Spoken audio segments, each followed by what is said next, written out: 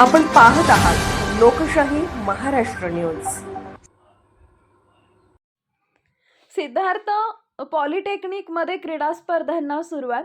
Shri उमाजीराव सनमडीकर medical foundation Jat संचलित Siddharth polytechnic Jat इथं आज रोजी क्रीडा स्पर्धेची सुरुवात झाली।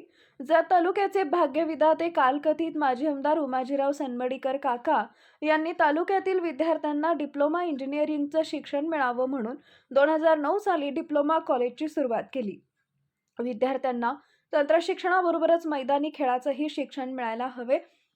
विद्यार्थ्यांच्या बौद्धिक विकासाबरोबरच शारीरिक व मानसिक विकास होणं गरजेचं आहे। यासाठीच प्रत्येक वर्षी स्पर्धा घेण्यात येतात।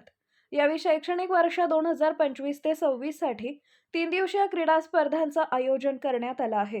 क्रीडा स्पर्धाचे उद्घाटन सिद्धार्थ शिक्षण प्रसारक मंडळ सनमडी संस्थेचे व्हाईस चेअरमन विशाल जाधव आणि सिद्धार्थ पब्लिक स्कूलचे प्राचार्य के श्यामसुंदर यांच्या हस्ते करण्यात आले।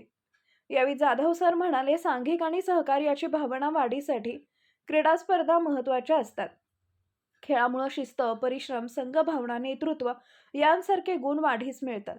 के श्यामसुंदर यांनी हे विद्यार्थ्यांना मोलाचं मार्गदर्शन केले।